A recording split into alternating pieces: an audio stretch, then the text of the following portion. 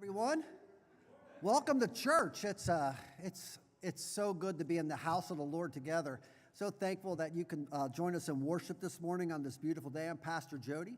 I just want to welcome you and thank you for coming today. It's going to be an awesome morning. Just God's going to be with us, and we're just going to share about some of our ministries. And Paul Hagen's bringing the word today about patience. It's an amazing message. So thank you for joining us. I just wanted to give a few announcements. We're also thankful for all those who watch virtually. We get a lot of people that tune in there if they're traveling or away, or maybe someone's just passing through and sees our site and can join us there on Facebook or our YouTube page. One thing I like to encourage is if you ever see that sermon or that message on there, and you have it, why don't you click like and share or whatever else you can do, and you can kind of share that with your community and spread the word. So that's a way to kind of evangelize on social media as well. So a couple announcements just to highlight here for you. One is that we do have a Sunday school, a toddler room, a kindergarten through fourth grade, as well as a nursery just kind of down the bin and around the hallways there. We'll get you there if you kind of come out the way they're down past the restroom. So thank you for bringing your children out to church just to be in the Word as well today. We do have what's called Live Out Loud, which after our music time and our offering, the kids grades 5th through 8 will be dismissed for that time of lesson, which is a theme of our sermon as well. So they'll get the word there. And then there is no youth ministry this afternoon, so keep that in mind, not today. If you happen to see some of the baby bottles as we walked in, there's a ministry we do with Hannah's Home, which is up in Minner-on-the-Lake, and we help to support the women there that are they either pregnant or just had a new baby and they need some help. So Hannah's Home opens up a facility there where they can reside and kind of get back on their feet to help out, and they bless them and their babies. We fill up those baby bottles with your loose change at home. You can put a check in there. $100 bills go in there well. They fit real nicely. You can fill that bottle up, bring it back, fill up a few of the bottles. We probably have about 30 bottles left, and I told Hannah's Home we could easily do 115 bottles down here in Chardon, Ohio, and I don't want to look bad when I go back with all these empty bottles. So if you can help me out, help out Hannah's Home. Bless, even if it's just your loose change that you don't have it figured out what to do with, under your couch, wherever, fill up those bottles. Also, right after this service here, well, a little bit after, at noon, we're going to have an information meeting about our Vacation Bible School. It's back. It's this July. We need your help. Come and just learn about it, a quick meeting to find out how you can have a role to bless our children in the community. Tomorrow night, a table talk, potluck dinner. We get together and we eat. We do that well. So join us. And then we also have a time of fellowship tomorrow night at 6 p.m. right here in the church. The United Methodist Men's Steak Roast is this Wednesday.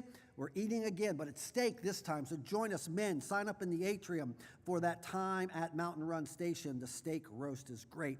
A church garage sale this Saturday from 9 to 1. We are taking in items this week that we can help to sell for missions. So if you can help out with the garage sale, please let us know. See Dale McCartney, our leaderboard chair as well. Red Cross blood drive is coming up soon. The mini church golf league is starting at the end of May, and I'm going to come this year. I'm going to win it all. I've been practicing. I'm ready to go. I practiced last summer a couple times. I'm ready to win the league. You can join us. A lot of fun. A lot of people are signed up. Join us right down the road there at the nearby putt-putt facility. Also, graduation Sunday's May 31st, so we celebrate that. I do have Dale McCartney is going to shout out an announcement as well. We invite him to share about the new community member gift bags.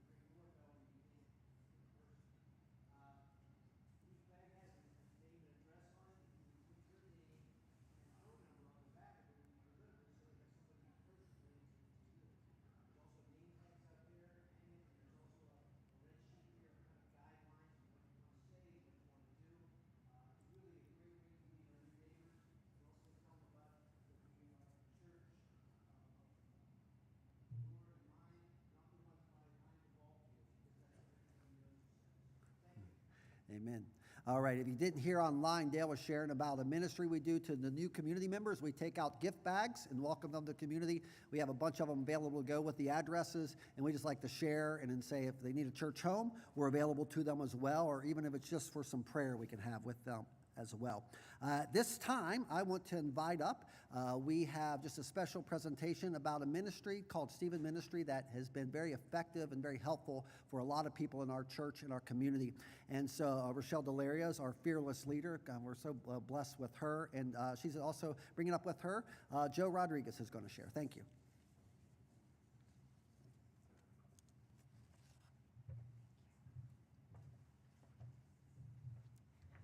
Good morning. So, like Pastor Jody said, my name is Rochelle Delaria. I did used to be employed here. I am no longer employed here, but I still volunteer here, and I lead a ministry called Steve Ministry that we've had since 2019 here in the building.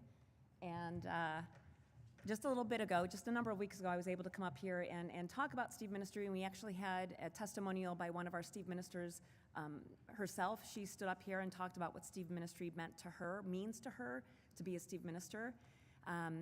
And there are several of us here today that will be available after the service if you want to talk to us. We had two people, we had a ministry fair not too long ago. We had two people that came up to me afterwards and want to become Stephen ministers. In order to hold another training, we would need at least 6 people to actually make it effective. But one of the things I think is very powerful, not only to have a Stephen minister come up and talk about what Stephen ministry means to them, but to actually have a care receiver who has been on the opposite side of that received care. Stephen ministers are there to walk alongside someone when they're in a very difficult situation. And this person behind me, I've gotten very fond of over these years. And so everyone, Joe Rodriguez. Thank you, Rochelle, and good morning, everyone. I had a difficult process to live through. My wife, we just celebrated her being gone for 5 years this past Tuesday. And fortunately, my children were able to be my guests at a dinner, and even at any time, we just share about Mom. But I had a difficult time losing her. Those first 2 years were horrible on me. So I want to share some things about my wife and about the process, because Scott Brown, who's sitting back there with his sister, was my Stephen minister. I had gone up to Rochelle at a point in time where I thought I was losing it a little bit, so I needed help. And for a man who's supposed to be macho, tough, and strong to ask for help, it's all right. You can do it, because it helped me an awful lot. So prior to my wife's illness, working up to that, we had no indication until she got a biopsy, and the doctors told us it was an aggressive form of cancer. We had surgery. I shouldn't use the word we. She had surgery, removed the cancer, and the doctor came back and said, "I'm pretty sure I got all of it." Well, when he told us originally that it was an aggressive form of cancer, we weren't convinced of anything except a long road ahead. So the doctor's report after the surgery gave us a little bit of hope. And you always look for hope. weeks went by, she went through radiation therapy. It was called proton radiation. All of our surgeries and radiation therapy and other things that she had to receive were all done at downtown university hospitals. So it was on a pretty regular basis. We were traveling from Chardon to University Hospital, and it became the norm for a number, 11 months. Then they suggested to us to go on Keytruda. My wife, no matter what the medicines, she's sensitive to everything. And supposed to get once every 3 weeks for a year an infusion. She was able to go through 2, and everything just started going haywire. She started getting double vision.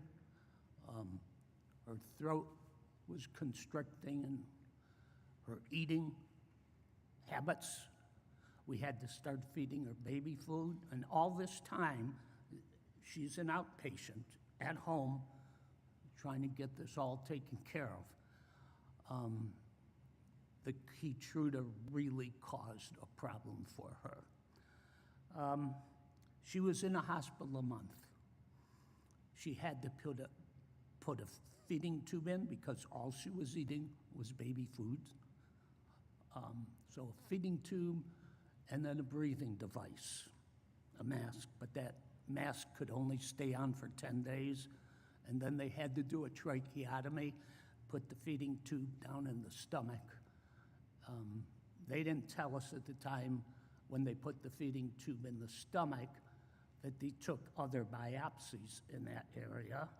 And afterwards, we found out the stomach and the intestines had cancer in it. This was just before Mother's Day, I think the Friday before Mother's Day, that they told us she's too weak. Our suggestion is we'll take the feeding tube out, take the tracheotomy out, and put her into hospice. I made the decision as her husband. No, it's Mother's Day this weekend. Don't do this until Monday, which they listened to me. And after that, they did it on Monday. They released her from the hospital Monday afternoon, late afternoon. Tuesday, 2:30 in the morning, I get a call that said she passed, and that was tough. It made me, I didn't know where I was going from that point. I had always heard statistics showed that the women live longer than the men, and therefore I was going to die before my wife, and I was fearful of that. I had a fear of death. My mother died when I was 9 years old. That was in me. So I eventually approached Rochelle a number of months later after some bad thoughts went through my mind, thinking maybe I'd be better off with Joyce. Fortunately, it was a very quick thought that went through my mind. Then Rochelle told me she's going to send me a Stephen minister. Scott Brown was the young man that was my Stephen minister. He was an outstanding person, and fortunately, I had known Scott. I had known his family because they taught his 2 young kids at that time how to swim. I knew his wife, they took him to swimming lessons. And the first thing Scott did when we set up an appointment,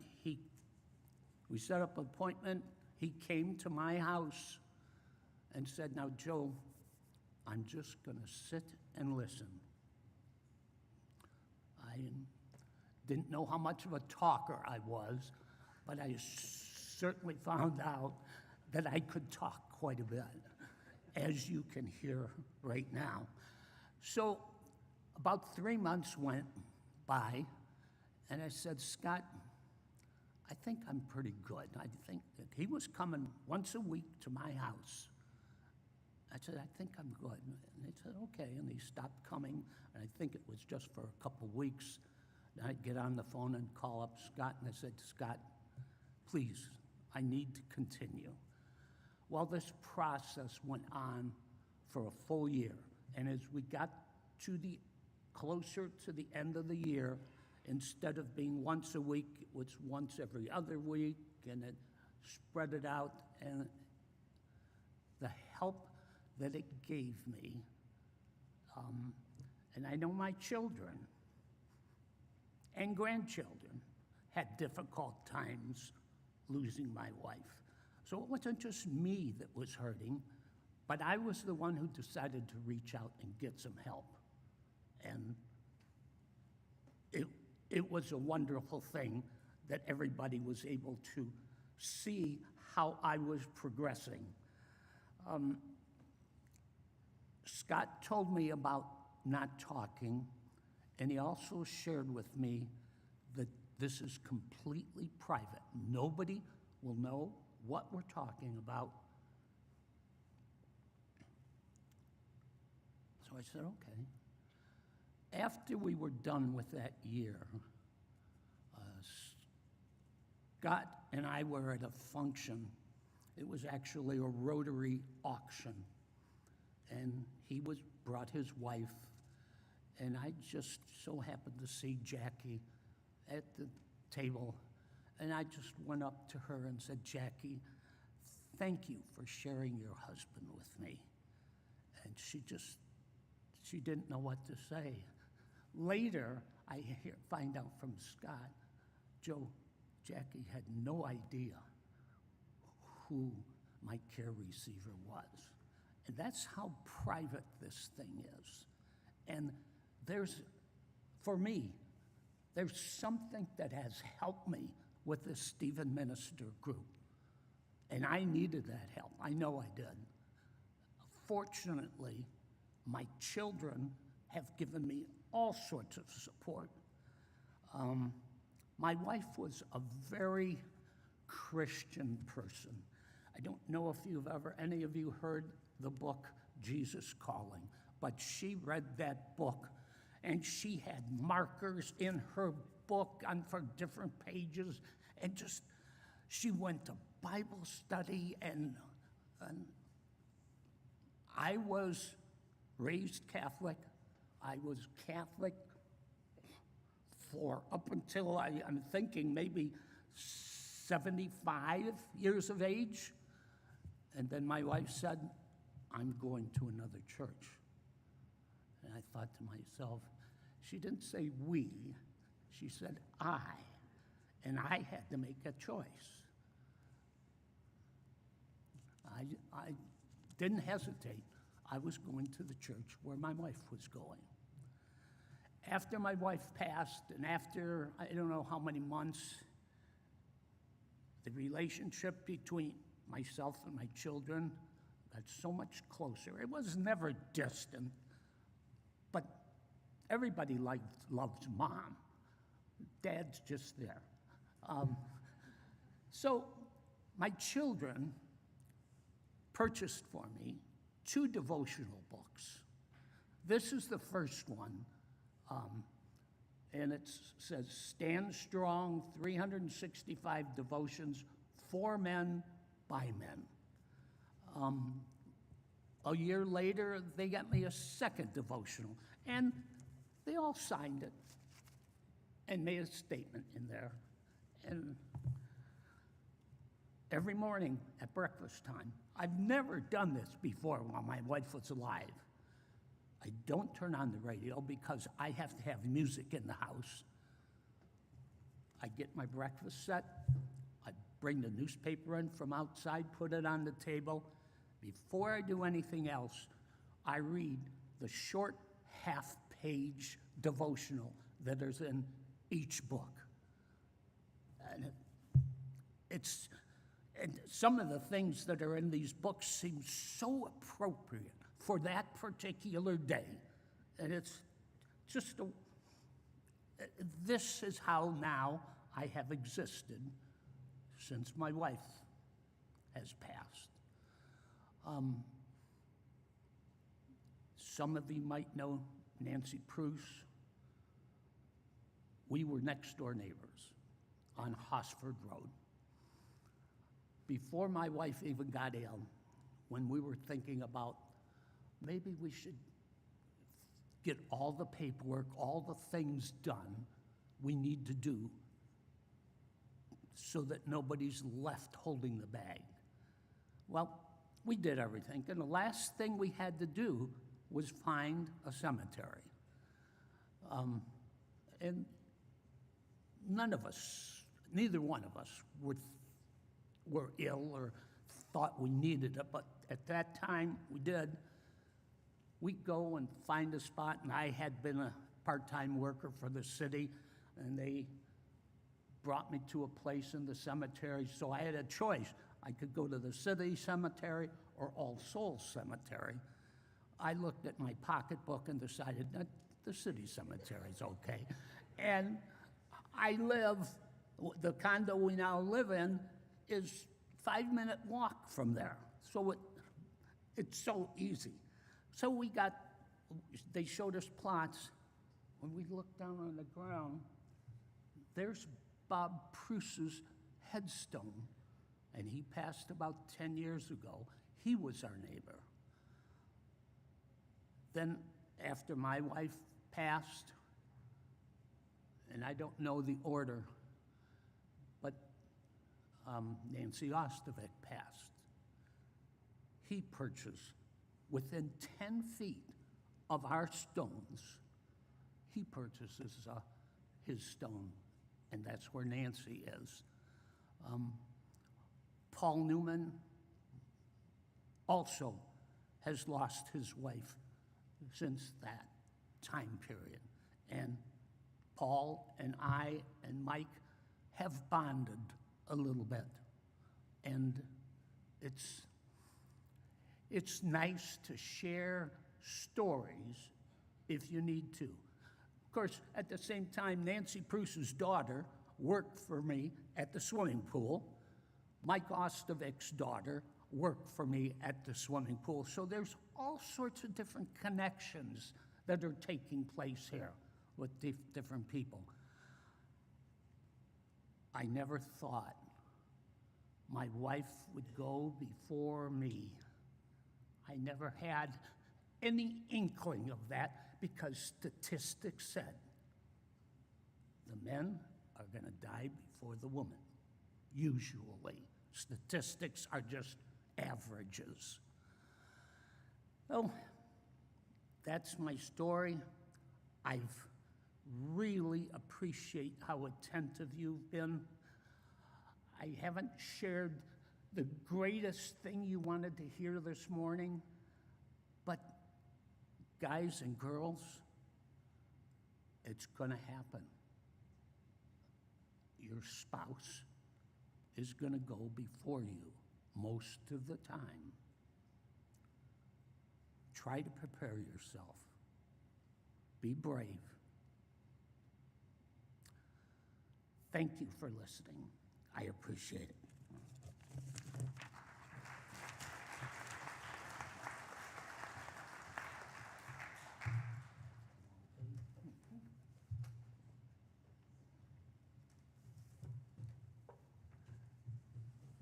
Thank you, Joe. I know it's hard to share your testimony, much less sharing something that's such a difficult journey, but then also, too, to say that we all need the Lord and we need each other.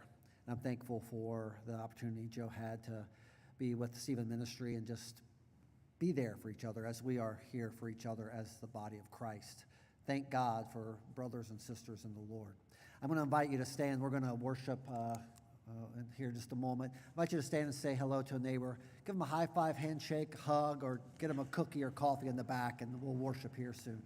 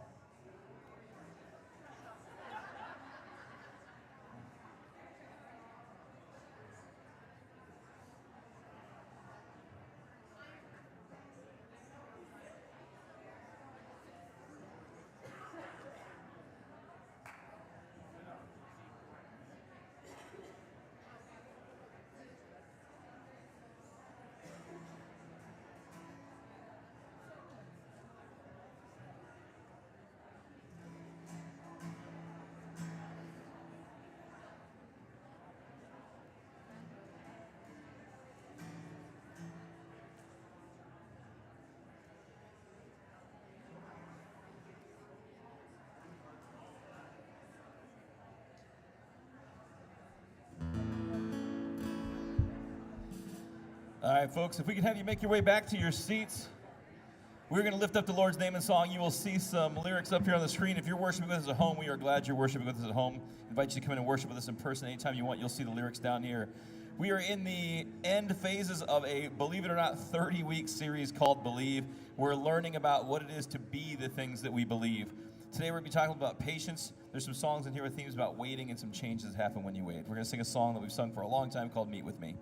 Come and meet with me.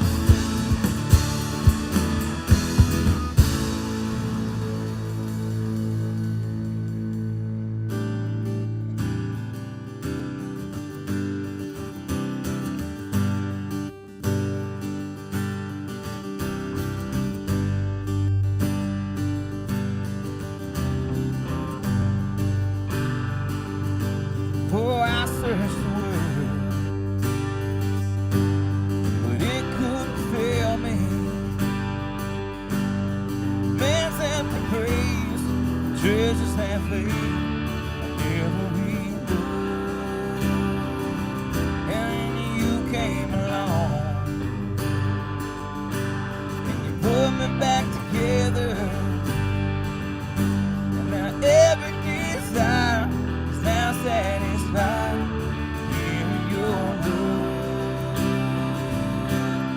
No, there's nothing better than you. No, there's nothing better than you. Lord, there's nothing. Nothing is better than you.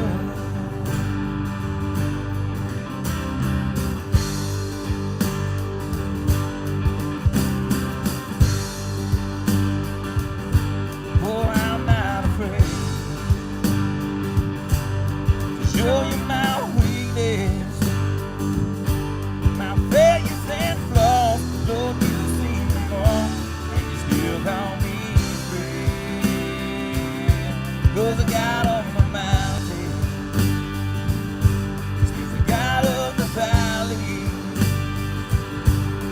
There's not a place your mercy and grace won't find me again. No, there's nothing better than you, Lord. There's nothing better than you, Lord. There's nothing. Nothing is better than you.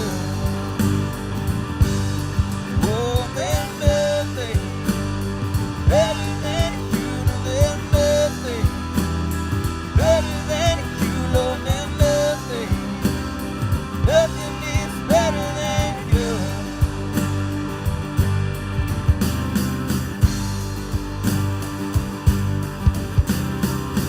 You turn mourning to dancing. You give beauty for ashes. You turn shame into glory. You're the only one who can. You turn mourning to dancing. You give beauty for ashes. You turn shame into glory. You're the only one who can. You turn graves into gardens. You turn bones into armies. You turn seas into highways. You're the only one who can. You turn graves into gardens. You turn bones into armies. You turn seas into highways. You're the only one who can. No, there's nothing better than you. No, there's nothing better than you, Lord. There's nothing. Nothing is better than you. Oh, there's nothing better than you. No, there's nothing better than you, Lord. There's nothing. Nothing is better than you. Oh, there's nothing better than you. No, there's nothing better than you, Lord. There's nothing. Nothing is better than you.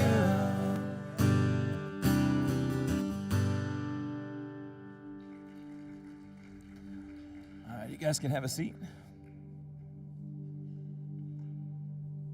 We're going to invite the ushers forward to receive this morning's offering. As we do, we're going to sing a song called Bigger Than I Thought.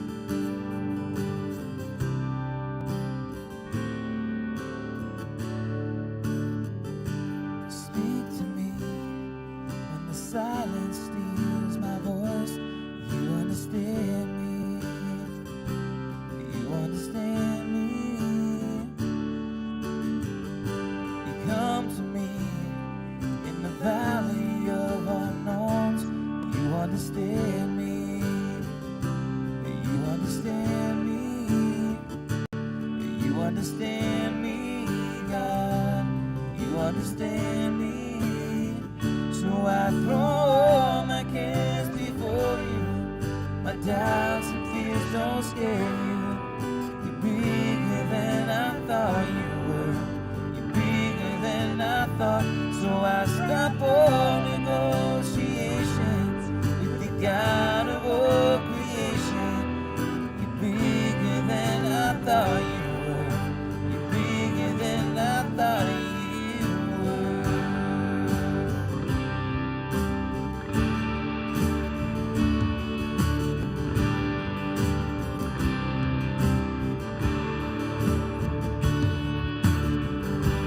I believe, but help my unbelief. You understand me. You understand me. You help me reach the faith that's underneath. Oh, you understand me. You understand me. You understand me, God. You understand me. So I throw all my cares before you. My doubts and fears don't scare you. You're bigger than I thought you were. You're bigger than I thought. So I stop all negotiations with the God of all creation. You're bigger than I thought you were. You're bigger than I thought you were.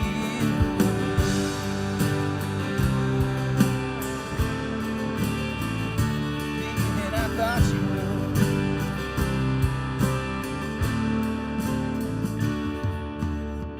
I will rest in the Father's hands. Leave the rest in the Father's hands. We'll rest in the Father's hands and leave the rest in the Father's hands. Sing, I will rest. I will rest in the Father's hands. Leave the rest. Leave the rest in the Father's hands. And I will rest. I will rest in the Father's hands. And leave the rest. Leave the rest in the Father's hands. So I throw all my cares before you. My doubts and fears don't scare you. You're bigger than I thought you were. You're bigger than I thought. So I stop all negotiations with the God of all creation. You're bigger than I thought you were. You're bigger than I thought you were.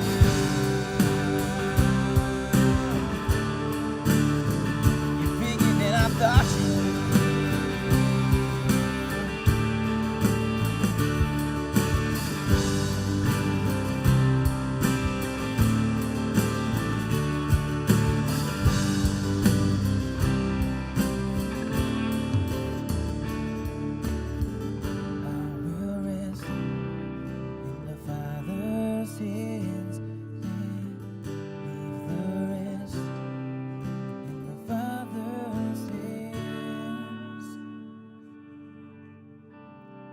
Pray with me. God, we thank you for this place that we're in right now, God, that we are in a place where we can rest, where we can worship you, God, with no fear of persecution. And we're in this place we can maybe put aside the things that are distracting us, and in this moment, just be with you. We sang words, God, meet with me, be in this place with us, God, that we'll wait for you. God, we know you never move, that you're consistent, that you're constant, that sometimes maybe it's us that steps away. May we grow close to you today in these moments. And God, for the so many people who are lost, who are confused, we know that with the offerings that are given here, God, the offerings of time, the offerings of people's hearts like Stephen ministers, that through all those things that happen because your people care, because you wired us, God, to love, that others might get to know that too, God, that you're here, that you are everlasting, and that you are good. May others know that comfort and that peace, God. And may you multiply the gifts in this space to further your kingdom. It's in your Son's mighty name we pray. Amen.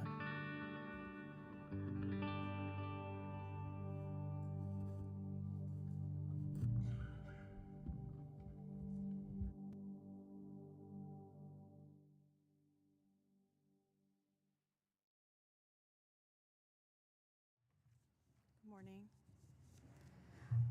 Our reading today comes from the book of Proverbs. These words invite us to reflect on the wisdom found in patience and the way we respond to the pressures of daily life. Hear these words from Proverbs chapter 14, verse 29. Whoever is patient has great understanding, but one who is quick-tempered displays folly. May God add a blessing to the reading and the hearing of his holy word. Those going to LOL can head back now.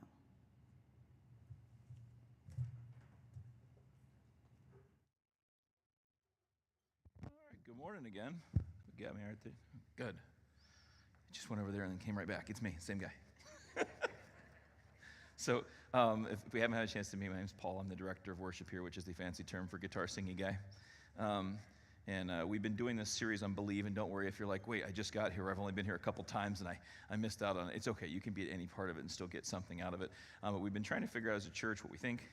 And then once we figured out, we think certain things about, we think that, that we believe that there is a God. We believe that we need that God. We believe that he sent his son to die on the cross for us. When we think those things, how do we act? And then we start thinking about the things we would do. And now we're in this section, this final section, our last 10 sermons called Be. That's kind of who we are at the core. We've had some deep discussion over things like what it means to be a loving person. Not just to love, but to be loving, to be someone who's in self-control. And today, we're going to be talking about everybody's favorite topic, patience, which I will forewarn you, this is the last time I'm going to mention this. If you ask for patience, you're going to get what God will give you things to work on patience. So I'm suggesting you don't. We're just going to learn how to handle it. So I don't necessarily, I've asked before, and I'm not making that mistake again. I'm going to have you guys just, you don't have to close your eyes if you don't want to, but just if you could think, and when you hear the word patience, is there anyone that pops into your head that that's patience to me? Is there a person that you think of that you're like, oh, that's patience? Okay, if you got that person, good. I had a hard time coming up with someone that just exudes patience to me. I have a couple in my head, but I also have a feeling probably you guys are like, yeah, there was somebody, but it was that was a special saintly person in my world that and there aren't lists of people I can have. And unless you caught me on some very strange day, I'm almost 99% certain I was not your person that you picked. Patience, it's like there's a cosmic joke that God gave me self-control to preach last time and patience this time. But I'm sure that my mom cackled out loud when she heard that I was preaching on patience. I am the most impatient person you'll meet. I preach fast, I walk fast, everything I do is fast. Drives Denise crazy sometimes. I didn't mention that first service when I preached this. I didn't even think about that until just now. I cannot go somewhere without trying to be the person who gets through the lines. It was like a skill set when I was a kid. I'm going to walk and lose your whole family. Why aren't you with me? I can get us to the front fast. If patience, impatience was an Olympic sport, I would be a multi-gold medalist over many different years. I literally was thinking about this as you prepare the sermons and you work on them, and even last night, even this morning, I'm doing edits, and last night I was thinking about the fact that we live in a society that's just filled with reasons to be impatient, and we have a microwave, and a microwave's whole purpose is because we're not patient enough to cook, right? And I was thinking last night I grilled some chicken, and I wanted rice with it, and I got Uncle Ben makes these bags of rice, which I'm sure are not good for you, but I don't care, they taste good. And they say 90-second rice on them. Right, in a steamer, rice would take you 50 minutes. If you're gonna make it on a stovetop and you really count your whole, I gotta make the water boil and put a little salt in there, some oil, depending on what you do, and you put the rice in, and then you get it to the right temperature, you close the lid, and you have to let it sit there, and you have to turn it off the heat and let it wait, and then you can fluff it. It's gonna be 40 minutes before you get rice, right? Is that me? Am I clicking? Okay. Sorry, I'll try not to click so much. Maybe I'll be less excited when I move. And I'm like, are you kidding me with I have to wait a whole 90 seconds for rice? And I'm not kidding you. I literally stopped and I was like, you know what I'm going to do? I'm going to figure out a way to push the buttons on the rice on the microwave faster. Is that me? You want to just grab me the handheld and bring it up and we'll switch? I'll talk really loud right now. We'll work on the handheld switch. I'm literally going on the microwave, and I'm like, you know what? I don't have to push cook 130 and do the math in my head. If I do the math real quick, I can push the 1 minute button and add 30 seconds, and I'm down to 2 buttons to make rice in 90 seconds.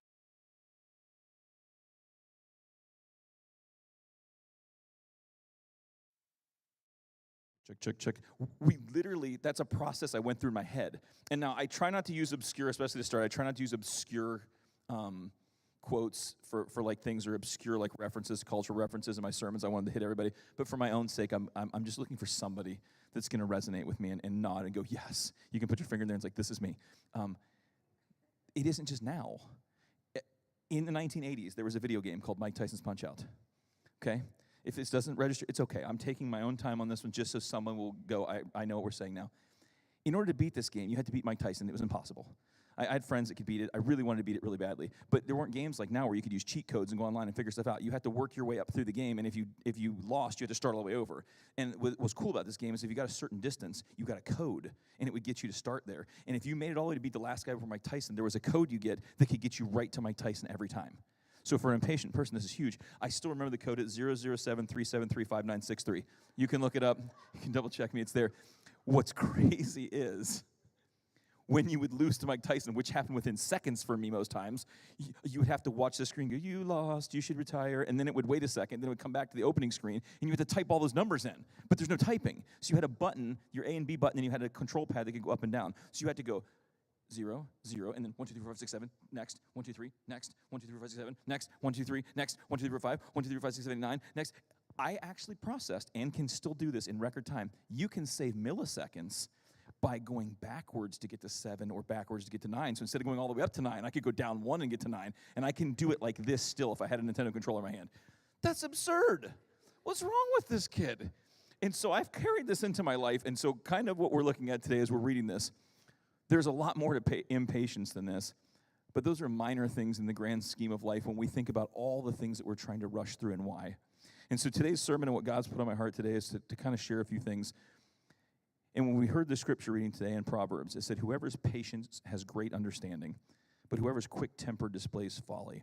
And there's a couple things I want to pull out of trying to understand patience and how it affects us. Because when you hear that scripture, it says, whoever's patient has great understanding. A patient person has wisdom, has knowledge, can kind of live and get through things.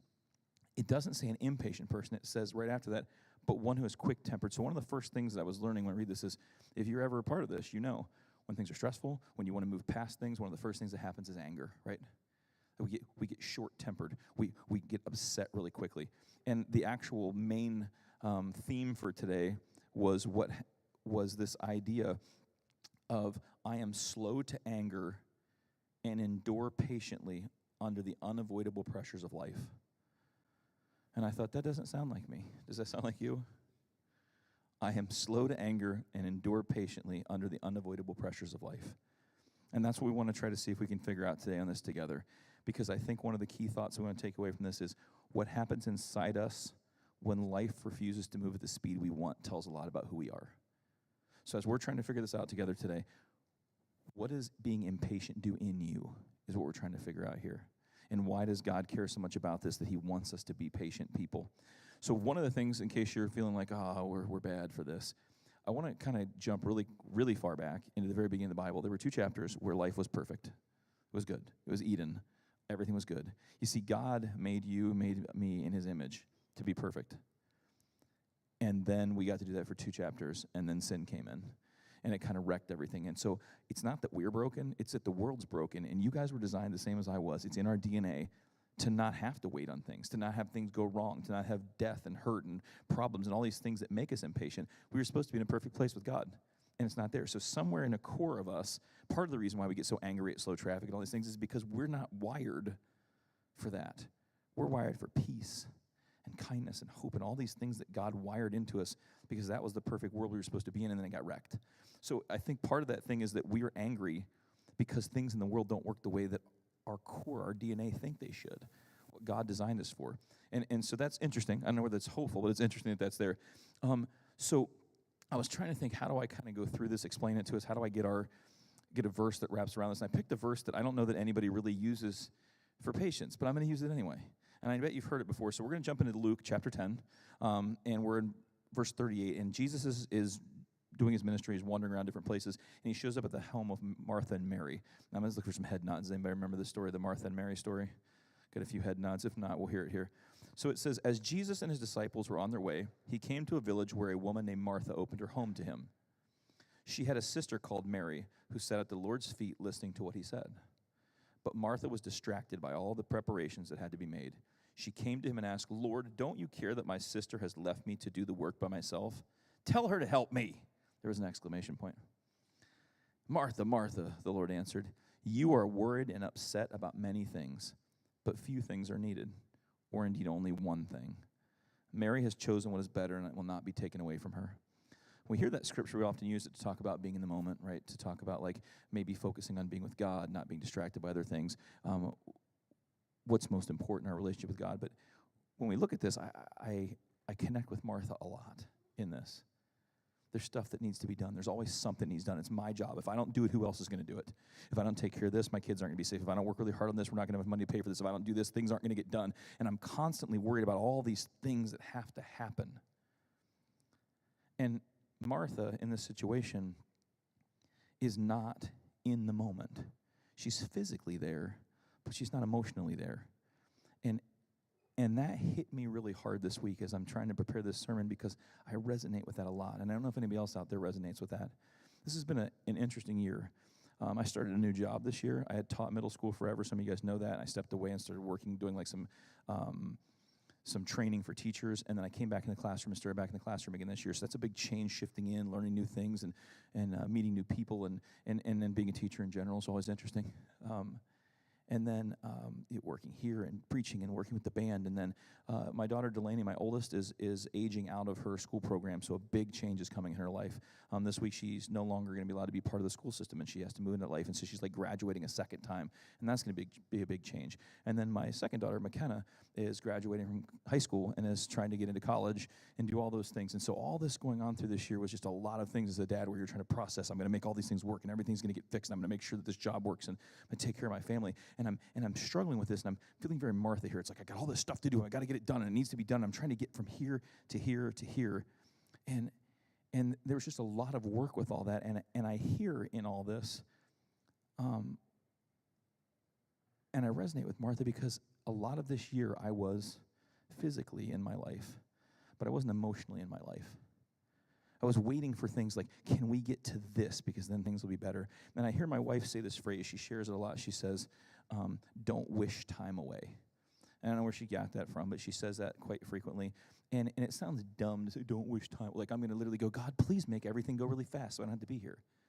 But I think all of us do it in a way, and all of us have. And I say things like, if I can just get to this weekend, if we can just get to this point, if we can make it to summer, everything will be good. If I can just get this answer, if you would just tell me this, if I can just get this grade on my test, if my friend just does this, so I just make the team, if I just get on this part of the team, things will be good. If I get this promotion at work, if this happens, and we say these things over and over again, and what we're really saying is, I don't want to be in this moment. This moment is hard, I don't like it. Get me here, God. And what we're doing is we're saying, I don't want to be here, and then we still have to be here. But I think one of the things that happens with impatience is we get angry. Another thing that happens with impatience is we become absent. We stop being a part of the day-to-day life. And Tuesday, McKenna graduates. Tuesday. This whole year of, if we could just get this done. They're driving, and I'm trying to manage home while they're gone for an entire week in Chicago for auditions, and then a long weekend in New York, and then flying to North Carolina, and then driving back to a different part of New York, and then flying to a different part of New York to find out whether we're going to get into college. And I'm trying to hold things together and do all these things, and then all of a sudden, graduation's tomorrow. What was I rushing for? Because, before she got her car, I saw her this much. Now that she has her car, I see her this much. Once she moves to New York, I'm going to see her this much. And you look back, and people tell you, hey, you better slow down, buddy. You're going to miss it. Goes real fast. It's like, well, thanks. Because it doesn't matter until you're there, right? And when you're in it, and now I'm in it. And I hear God telling me the same thing he told Martha. Paul, you are worried and upset about many things. But really, you should just be worried about one thing. It preaches good, but it's hard to live, isn't it? So I wrote this part down so I could read it word for word in here. It says, and patient may not be loving delay. It may not be, being patient doesn't mean that we love not getting stuff done in time. Patience may be refusing to abandon the moment we are in. Because impatience does not only make us angry, it makes us absent. It pulls us out of the present and into some imagined future where everything is finally resolved. Everything is finally calmer. Everything finally makes sense. And in my almost 50 years on this earth, by now I should know that it never does. When you get from one, there's always something new. And when your whole day is, please God, get me to this next, because when I get to this, it's going to be better. When I get to this, everything's going to smooth out. There's always something new. So am I going to sit here and wish time away and wonder where it all went? Now, if you're feeling like, oh, that's how I feel a lot, shame on me, you get it honest. I can go back and we can talk about a long time ago, there was this group of people that got led out of Egypt by Moses. And they had a parted sea, and there were pillars of fire, and food fell from heaven to treat them. And if there were any people that believed that God had them and had control, and they should be patient and know that God's always going to be there to do things, it was them. And Moses goes, hey, I got to run up to this mountain over here. God's going to tell me some things, and I'll be back. Just be patient. It literally says that after he did that, it says, when the people saw that Moses delayed, that's the phrase right before they decided to get all their gold together, melt it down, and make a calf to pray to. They made a golden idol. We know this story? So the God who did all that stuff, and then you think to yourself, man, how could you stop loving God so quickly? I'm gonna get to this point where it's like, he did all this crazy stuff. It's like, yeah, I don't believe in you, God. I don't think it's that. And I don't think we do that. I don't think we who have been through things, I know people in this church, I've been around your lives for long enough to know that you have seen God do amazing things in your life, but you have also come this close to making golden calves, and some of us have made golden calves before, because we're like, oh, God, I wanted my answer now, and I've been waiting a long time, and I can see that you're still over here doing something, but I'm guessing that you wanted me to do something about it.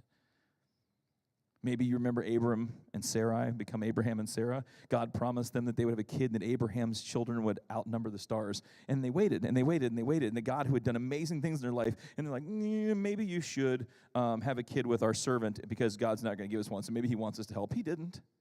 You just jacked up a whole lot of stuff with that move. Have you guys ever done that? Have you ever gone, I know it, I can feel, God, that if I just hang on, you've never let me down before. Over here somewhere, something good's going to happen. But I don't want to wait someone to do my own thing. Sometimes impatience causes us to not trust God with unfinished things. It makes us angry. Sometimes it makes us absent. And sometimes it makes us not trust God with unfinished things. I have a phrase I worked on. I'm trying to think as I started this last chapter of teaching again. As I come back, I'm like, I'm going to go in the classroom. We're going to stick it on and do it this time. And it's always about the kids too. But I thought, you know what? I'm older now. What can I do to help other people? And I'm like, what can I do for the adults in the building? And I just wanted to be positive. I worked on saying a phrase all the time too that I'd be like, teachers have this tendency, just like anybody else does. I'm sure they say this in the corporate world too. It's like almost 5 o'clock. I've got 10 more minutes left. Teachers will see each other in the hallway and they'll be like, one more to go. We got this. And I've been rephrasing it all the time to say, I got one more chance left to make an impression on a kid. And I'm sure somebody wants to slap me when I say this. I got one more chance to help the kids to do something good for a kid today. But the other phrase I wanted to work on for people, and I've been trying to say this over and over again, is when things go wrong, and they inevitably do. And I've been saying this to myself to try to help myself because I know it's true even though I don't want to believe it, is it's going to be okay. And even when it's not okay, it's going to be okay. And whether you're 10 years old right now and you're in here listening, or whether you're in middle school, high school, college, whether you're a young person with young kids, or whether you're 90 years old, we hear that and we know it, but sometimes we forget it. It's going to be okay. And even if it's not okay, it's going to be okay. And this comes from somebody who had to have that at 13 years old, a dad who was diagnosed with cancer and died when I was in college. And that wasn't okay. But it was okay. Because my dad is not in pain anymore. He's in heaven, because I believe in a God that is everlasting. A God that meant for this world to be something good. And then the next life, it's going to be where there's not going to be hurt. And since that's happened, I've still had a whole full life, and I've had a chance to be with my family and grow and learn things and play music and do all this other stuff. It wasn't okay, but it's okay. And it's the same as a young married husband and wife who had a kid who was supposed to come home as your first daughter and didn't get to come home and was in a NICU, and we didn't know she'd get to come home. And when she came home, she had special needs, and many of you know her, and that's not okay. It wasn't okay that she didn't get to come home right away with us. That wasn't what we thought, but it's okay. Because God looks after us and God continues to take care of stuff. And that girl has been a blessing to so many people, not just us. There are moments in your life where it's going to seem like it's not going to be okay, and it is. And even when it's not, it still is going to be okay because you believe in a God that loves you. A God that is beginning and end and will never move away from you. In the book of Romans, it says, we also glory in our sufferings. Yeah, great, thanks. Can I read that one again? But hear this, because we know that suffering produces perseverance, perseverance, character, and character, hope. And hope does not put us to shame because God's love has been poured into our hearts. Perseverance produces character, character produces hope.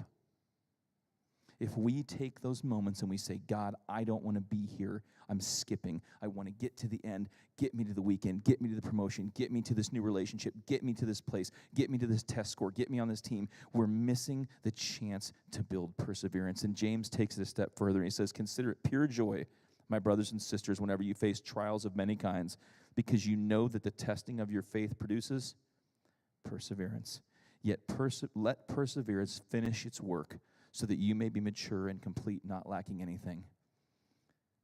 When we say, I'm not going to be patient with you, God, I'm not going to be patient in this moment, when we abandon those chances for God to test us and grow us, we miss the opportunity to let perseverance finish the race. We miss the opportunity for God to let us grow. We miss the opportunity for us to have stories to tell others so that when we look at them and say, it's going to be okay, and even when it's not okay, it's going to be okay. We know we mean it because we've seen what God can do. So, church, as I invite the band back up, I want to remind you not to wish time away. There are people in this room right now that when I say, gosh, we're being impatient, what pops in their head is, I just need to know a test score. I need to know if I'm going to get this job. I need to know if I made this travel team. I need to know if this other person's going to get a promotion or it's me. And there are people in this room right now that when I say patient, it means that their brain's not working the way it used to. It means that their body's not doing what it used to. The people that they love are hurting, that they're not getting the test results they want in time. And all of those things are hard in their own way. But what God has here and what God's trying to have me share today, don't wish time away. Be in those moments. And as hard as those moments are, let them build character. Let the perseverance grow that it might help you finish. Because it's going to be okay. And even if it's not okay, it's going to be okay because the creator of the universe loves each and every one of you and he's never changing. Would you pray with me?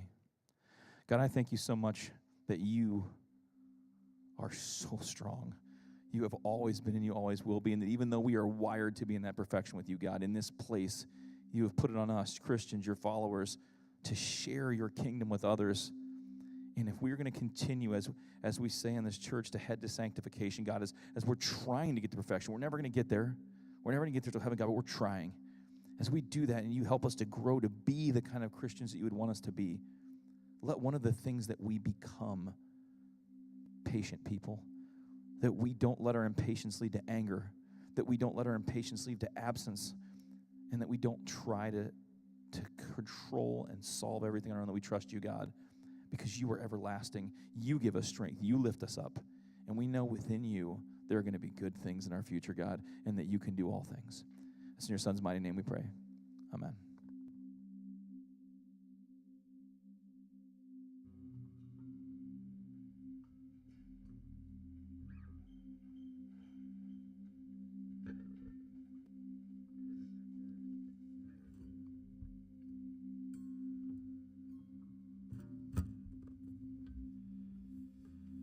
If we can have y'all stand and join us, we're going to sing our closing song. This is one of those ones I like to call an oldie but goodie, Everlasting God.